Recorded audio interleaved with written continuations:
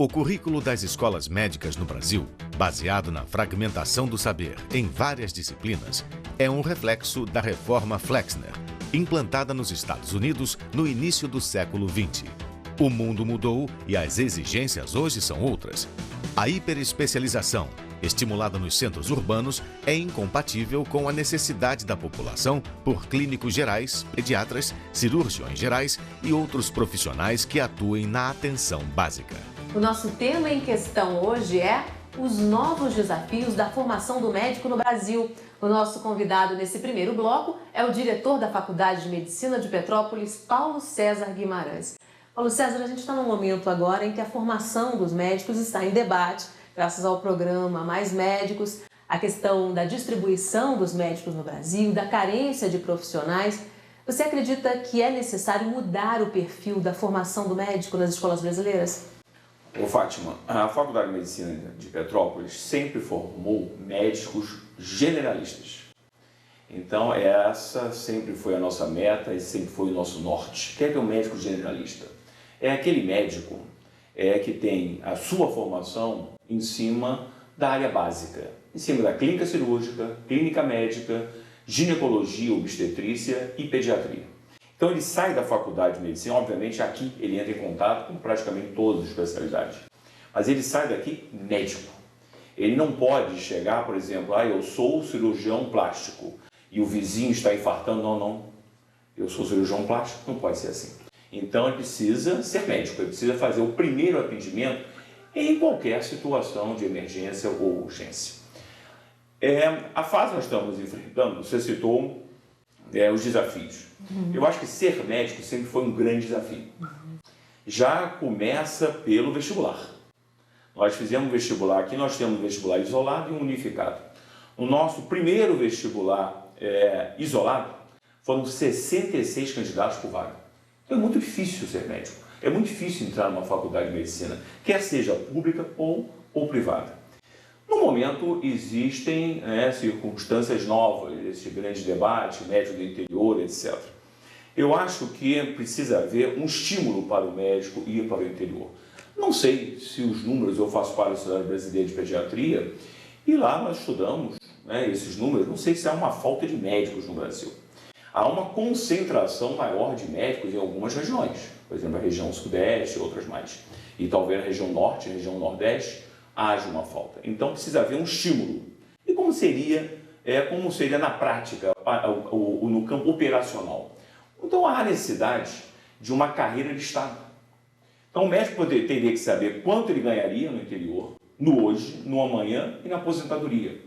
E teria que ter, não adianta botar o doutor Paulo César no interior. Eu vou fazer o mínimo ali, Que chega um paciente com uma cardiopatia grave, um paciente que precise de uma UTI, um paciente séptico. Claro, isso não é o dia a dia, mas eu tenho que saber como eu vou transportar esse paciente e para onde eu vou transportar esse paciente. Então precisa haver um trabalho realmente muito mais sério, muito mais global do que parece o que está acontecendo. Falando em termos de formação e em termos de país, há uma divergência entre a expectativa dos estudantes de medicina, que estão voltados para a especialização, e a necessidade do país, que é a atenção básica, Sim, isso realmente existe. Embora, como eu disse a você, nós aqui continuamos formando médicos generalistas, mas vivemos num mundo capitalista. E o médico recém-formado, ele se forma com 23, 24 anos, no máximo 25 anos, essa é a média, ele está nesse mundo. Então, ele também pensa de uma forma capitalista, ele pensa numa especialidade que lhe dê um retorno. Isso precisa, talvez, ser mudado. Porque é um país muito grande, população imensa, uma população espalhada por todo o território nacional, e o médico precisa saber das suas responsabilidades, que o médico oriundo de uma faculdade privada, que é aquele oriundo de uma faculdade pública. Como canalizar esse anseio do estudante para essa necessidade? Eu acho que isso começa na formação, começa dentro da faculdade. Precisa mostrar a responsabilidade dele. Ele precisa saber que ele não tem, por exemplo, no Rio de Janeiro, você está no Rio de Janeiro, ele não vai se formar para atender em Ipanema só. Ele precisa, saber que existe o seu Sebastião, a Dona Maria, o Lucas, no interior do Brasil. Essa responsabilidade que precisa haver em todas as faculdades. Nós da Sociedade Brasileira de Pediatria damos aulas em várias faculdades, eu já dei em congressos, etc., acabei de presidir. Quando eu acabei, porque foi o ano passado, foi em outubro do ano passado, quase completando o ano, a presidir um congresso brasileiro de infectologia pediátrica. Quando isso também foi aventado, porque já havia esse debate. Então, mostrar ao estudante, que existiam muitos estudantes, mostrar ao estudante que ele precisa precisa se voltar também para o paciente do interior e para a área básica. Isso eu acho que é fundamental. E depois, porque ele sai da faculdade, médico. A formação é grande, então são 6 anos. Depois 2 anos de residência, dependendo da especialidade, até mais 5 anos. Então aí sim que ele vai escolher, vai se formar dentro da sua especialidade e pode escolher uma especialidade mais voltada para um grande centro. Agora, antes disso tudo, ele precisa saber que os seus conhecimentos médicos precisam ser aplicados no interior do Brasil, ou às vezes até em um estado que não seja o interior, mas em cidades menores, em cidades onde os seus conhecimentos, o exercício profissional seja extremamente válido. Nesse debate sobre a formação, também está se colocando a questão dos testes de progresso a cada 2 anos, da questão também de um exame, como a Ordem dos Advogados do Brasil tem, para que o profissional possa exercer realmente a medicina. O que o senhor acha disso? Eu concordo plenamente. Aliás, não é agora que eu concordo, não, eu já concordo há muito tempo.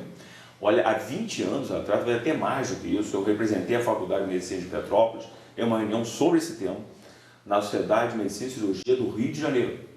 E concordei agora, não pode ser, por exemplo, o aluno está no 6º ano, aí olha, você vai fazer um teste, você vai poder exercer a sua profissão se você passar nisso. Não pode, tem que ser aquele aluno, ao entrar no 1º ano, ele já saberia que ao findar a sua formação, ele vai ter que passar por esse teste, como estudante de direito. Então, quem seria o grande fiscal da sua instituição? O aluno.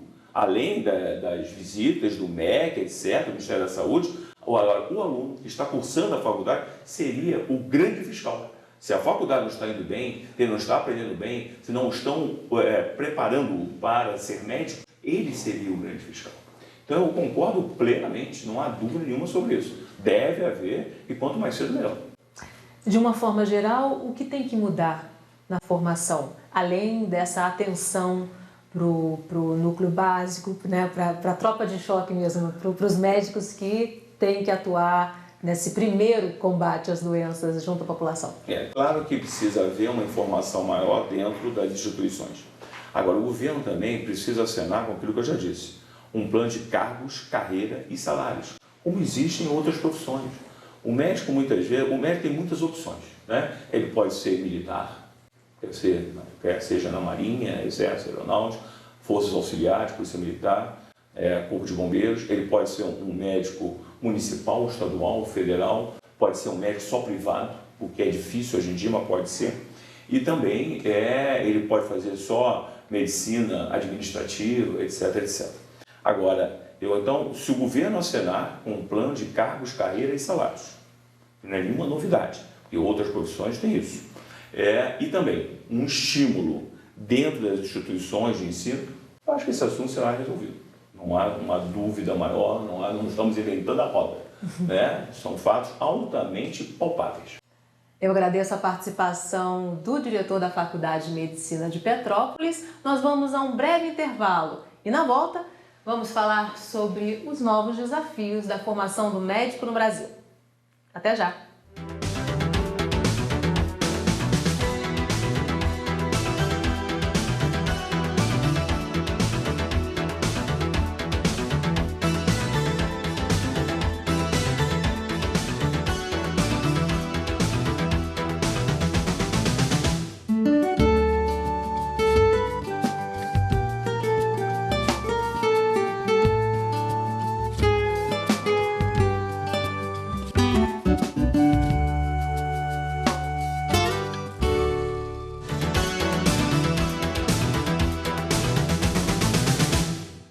O Em Questão está de volta com o tema Os Novos Desafios da Formação do Médico no Brasil. Nesse segundo bloco, os nossos convidados são a especialista em neuropsicologia, educação e valores, Regina Migliori, e o coordenador do Núcleo de Atenção Básica da FMPFase, Paulo Sá. Vou começar pela Regina. Você fez a palestra de abertura da 19ª Semana Científica, falando sobre um tema relativamente novo, que é a questão da sustentabilidade na saúde, e fez um paralelo também com a questão da fábrica de doenças. Queria que você definisse melhor esse conceito. Em primeiro lugar, é importante a gente rever a noção que se tem sobre sustentabilidade, que muitas pessoas compreendem isso exclusivamente na ótica ambiental. E mais ainda, na ótica ambiental, dentro de uma visão bastante estereotipada de que estamos aqui para salvar o planeta e proteger a natureza. E o planeta não precisa de salvação, nem a natureza. Quem está precisando se reposicionar e eventualmente ser salvo é a própria humanidade. Então, revendo isso, a gente consegue compreender de uma forma ampliada a própria noção da sustentabilidade. Uma questão que permeia qualquer atividade profissional, no sentido de contribuir para a produção de modelos de ação que nos permitam permanecer existindo como seres humanos e como humanidade. Então, a partir desta ótica, nós estamos discutindo sustentabilidade numa perspectiva de valores, valores que orientam a nossa atuação, uma perspectiva ética e benéfica de uma atuação profissional. E nesse sentido, a perspectiva da saúde, ela é inerente à sustentabilidade. É quase engraçado a gente falar de sustentabilidade na saúde. Na realidade, a saúde por si tem como missão o cuidado com a vida, a perpetuação da vida de uma forma saudável, incluindo a morte. Então, essa dimensão de sustentabilidade, ela precisa permear a formação profissional dos profissionais de saúde, que muitas vezes, em função do próprio processo educativo, se posicionam profissionalmente, tendo um entendimento, às vezes, reduzido da relevância da sua própria atuação. Então, este profissional de saúde, ele não pode estar voltado exclusivamente para curar doenças. E curar doenças passa a ter uma dimensão quase de totalidade do direcionamento desta atuação. E para curar doenças, também não se percebe que você fica à mercê de uma série de aspectos sob o ponto de vista da tecnologia, sob o ponto de vista do mercado, que em si podem até ser muito benéficos. Então, nós não estamos dizendo que o mundo vai viver sem um remédio, sem um medicamento ou sem um encaminhamento dos problemas de saúde que podem surgir. Mas a saúde, como o nome já diz, né, tem que ter como foco a vida, a manutenção daquilo que naturalmente provê a nossa existência.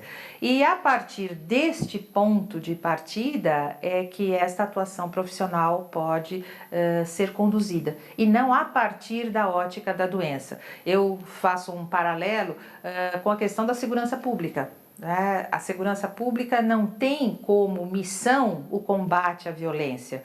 Esta é a circunstância em que estamos hoje, mas a segurança, como o nome já diz, é prover esta segurança, que necessariamente não se dá combatendo a violência, como da mesma forma a perspectiva da saúde não se dá exclusivamente no combate à doença. Então, ter como ponto de partida a saúde é ter como ponto de partida a vida. E, no meio do caminho, eventualmente, lidar com os percalços, que no caso são as doenças e a minimização do sofrimento.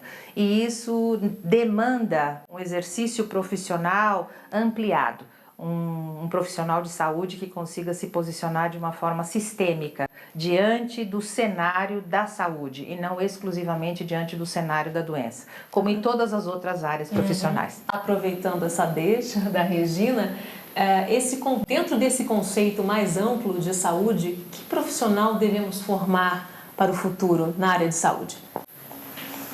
Bom, na verdade, o profissional que a gente deve formar no futuro não é exclusivo do profissional na área da saúde. Eu diria que a gente está discutindo aqui formação do indivíduo. Um profissional de saúde, ele se forma desde quando a mãe dele ficou grávida dele. Todo o processo gestacional daquela mãe, todos os valores que foram construídos nessa pessoa ao longo da sua vida, da educação que recebeu da família, depois ele foi para uma escola, ele recebeu a educação formal que a gente tem uma série de críticas em relação a isso, construiu nesse ser uma forma programada de se comportar, dentro de um contexto social, historicamente, socialmente desenvolvido ao longo da história moderna, vamos dizer assim, dando mais ênfase a esse último tempo, né? Então, nesse sentido, eu não posso esperar que dentro de um curso de graduação, no nível superior, eu vá consertar tudo para trás que não foi feito. Isso é impossível. Então, eu acabo restringindo ao aspecto técnico orgânico. Então, eu vou falar o seguinte, se eu não consigo formar um indivíduo, eu vou formar então um técnico na carne e no osso. Então, ele é estritamente biológico, ele vai olhar pelo fenômeno orgânico que acontece na pessoa e eu ensino a ele a cuidar daquele fenômeno orgânico da maneira melhor possível.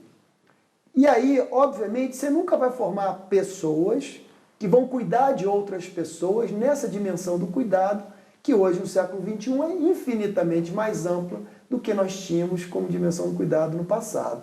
Então, quando a Regina coloca essa questão da ética e dos valores, isso não é um atributo que vai estar dentro de um bloco das universidades. Isso é algo que tem que ser discutido, socialmente discutido, numa verdadeira revolução na educação inteira que deve ser feita, e aí não repensar da sociedade. Quando você não pode esperar tudo isso acontecer para você formar profissional. Mas quando você está com a responsabilidade de formar profissionais, se você não tiver esse pressuposto dentro da organização do seu currículo, o seu currículo vai reproduzir exatamente a mesma formatação velha que não serve mais, não é mais apropriada para enfrentar os desafios do nosso novo milênio. Então, o desafio da formação médica no Brasil não é formar mais médicos, nem trazer médico de fora, ou seja lá o que for. Porque para todos esses, a concepção é biológica.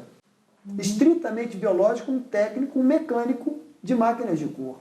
Então, esse modelo, ele não presta, ele não serve, ele não atende às nossas ansiedades. Ele vai só olhar, falar, Fátima, você quando vai num profissional de saúde que olha para você só mecanicamente, você se sente contemplado? É óbvio que vai dizer que não. A menos que seja uma coisa muito evidente, uma resolução muito rápida, olha, estou aqui com essa verruguinha, tira, tá bom, tá resolvido, tá ótimo. Mas essa não é a complexidade da nossa vida. Então precisa de uma abordagem mais ampla. É preciso que o profissional veja isso de forma mais ampla. Quando o aluno não chega com essa visão, é porque ele chega de uma sociedade que está estreita, uma visão estreita e equivocada. Então ele tem uma crise de visão. A formação de novos profissionais de saúde no Brasil implica enfrentar uma nova visão de quem seria essa pessoa a se formar. Agora, o modelo atual ele é um pouco focado na especialização, né? Nessa segmentação. E, na verdade, a necessidade, por exemplo, do Brasil é para um médico mais generalista, um médico que atue na atenção básica, né? Como é que a gente faz para estimular esse jovem que tem uma expectativa de ser um especialista, de focar nessa especialização, que até tem um mercado melhor em termos de remuneração, para juntar a necessidade do país com a do futuro profissional? Ela cai um pouco em cima da conversa que nós tivemos antes. Se eu tenho toda uma estrutura social fragmentada, em uma sociedade hiperespecializada, é natural que na medicina vai ser a mesma coisa, porque a medicina não nasceu em Marte. Ela está dentro desse planeta com essa mesma condição. Não é só o Brasil que precisa de médicos generalistas e uma proporção adequada entre médicos generalistas e especialistas, o mundo inteiro. E os melhores sistemas do mundo entenderam isso. Só que quando eles olharam para esse generalista, eles construíram nesse generalista valores aonde o status social dele e a visão, a capacidade de visão dele é hipervalorizada na sociedade. Agora, se você coloca esse profissional e a sociedade olha para ele e fala esse é um especialista de tudo e não sabe fazer nada, não sabe resolver nada, quer dizer, quando a sociedade coloca esse valor, quem é que vai querer ser? Ninguém vai querer ser. Fora o fato de que hoje o conhecimento médico é muito mais complexo. Então, é muito mais fácil entender muito de um assunto só do que tentar entender de milhões de coisas, diversos assuntos. Né? Então, no campo da sociologia, da antropologia médica, no ponto da organização e representação social, são informações, são conteúdos qualitativos, complexos, históricos e de difícil compreensão, não é fácil compreensão. É mais fácil eu decorar osso. e o músculo, onde é que está a artéria, onde é que está o nervo, é mais fácil do que eu fazer uma análise. A análise requer recursos do nosso cérebro que são mais especialistas, mais especializados na nossa capacidade de pensar. Então, é natural que o aluno ele represente a sociedade na sua hiperespecialização e tentando sair da ansiedade, da angústia de ter que conhecer um monte de coisas, que é o que vão cobrar dele, que ele seja um somatório das especialidades. Isso não é possível, isso é absolutamente impossível para o ser humano. Nós vamos fazer mais um breve intervalo. O Em Questão volta em instantes com o tema Os Novos Desafios da Formação do Médico no Brasil. Até já!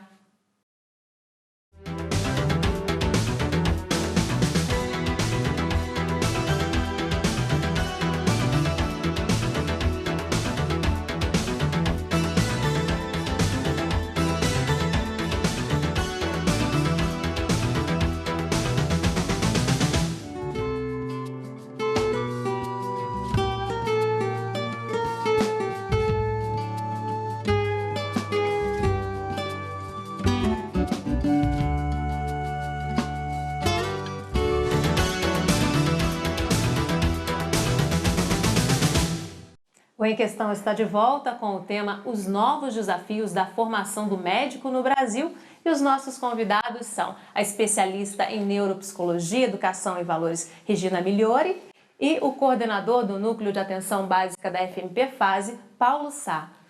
Regina, você tem uma frase que você disse que não há sustentabilidade sem ética, né? Exatamente, porque as pessoas ainda confundem a noção de ética com lei, com moral, isso não fica muito claro. E essa confusão se dá, inclusive, por um processo educativo. A gente aprendeu de uma forma em que a ética se desconectou da dimensão da nossa consciência.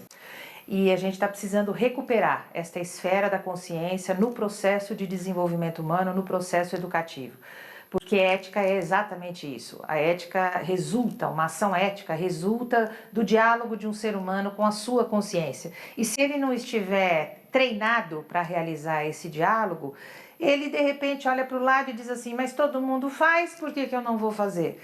Mas a lei permite, por que eu não faço? Então, a ética é exatamente a mola propulsora da transformação. Deste indivíduo assumir a sua esfera de responsabilidade pessoal e, a partir do seu movimento, eventualmente perceber o que está equivocado na lei, nas regras e que precisaria ser transformado, modificado, ou o que não faz sentido sobre a ótica dos costumes, da moral vigente. Sem esta movimentação ética, isto por si não se transforma. E muitas vezes as pessoas têm a ilusão de que as transformações virão pela perspectiva legal ou pela perspectiva moral, quando na realidade o agente transformador é o indivíduo, é o ser humano, que precisa na sua movimentação perceber a sua responsabilidade no processo de transformação que ele está produzindo. E se a gente quer um impacto diferente a respeito da nossa atuação no mundo, esta dimensão de responsabilidade nos diz respeito. E esta é a esfera ética da nossa atuação como seres humanos e, sem sombra de dúvida, como profissionais. E isso pode e deve ser treinado desde os primeiros anos do processo educativo. E hoje, além de toda essa perspectiva filosófica, antropológica, sociocultural, psicológica, pedagógica, a gente também tem argumentos neurocientíficos, neuropsicológicos. Nós conseguimos hoje ter condição de identificar na nossa estrutura neuroanatômica e no nosso funcionamento neurofisiológico áreas do cérebro e redes que se dedicam ao processamento de valores, ao entendimento da minha responsabilidade no impacto benéfico que eu produzo num outro ser. Então, trazemos isso na nossa estrutura neuroanatômica e compete ao processo educativo fortalecer isso e promover esse desenvolvimento humano sob o ponto de vista de uma educação com foco em valores.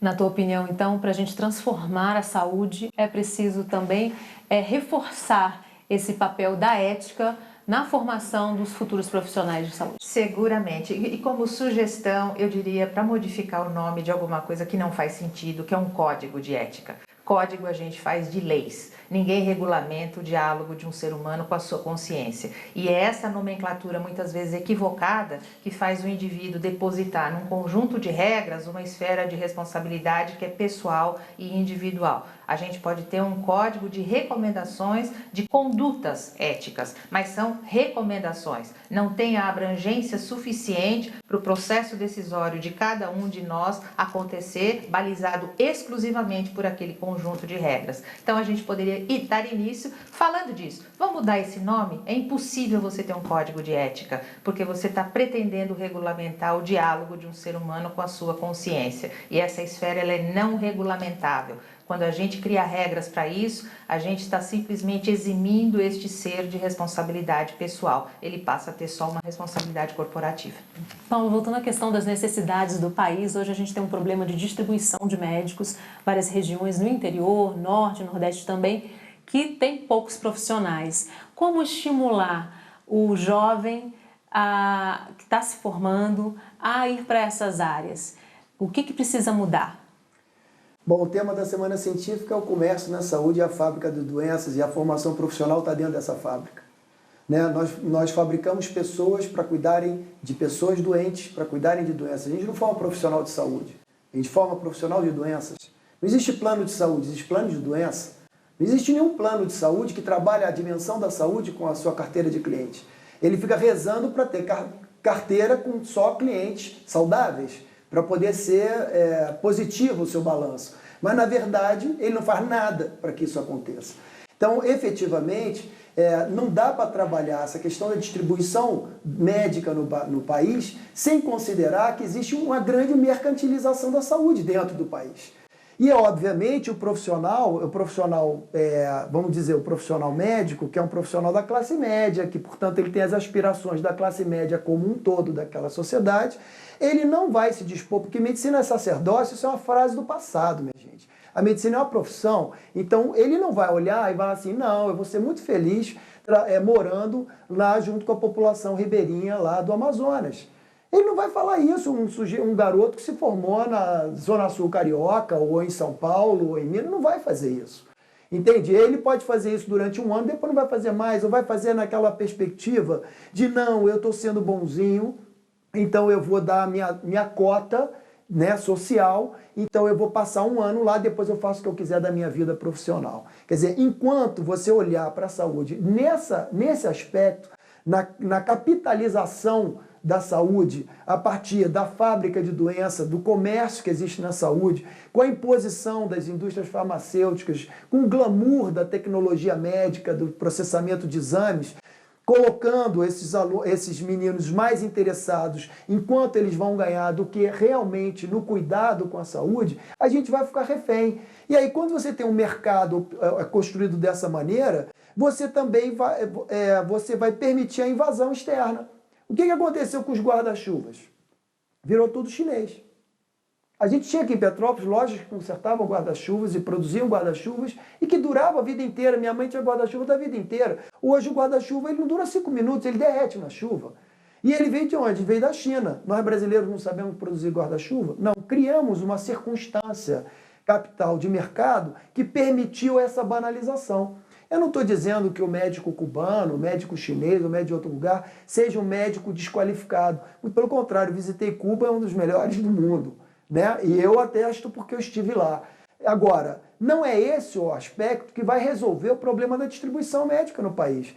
É não querer meter o dedo na ferida, que é exatamente não meter o dedo nas grandes corporações que comandam as instituições formadoras. Muitas delas, através de congresso, através de visita ao próprio estudante já oferecendo medicamento, dizendo que vai oferecer consultório para ele quando ele se formar.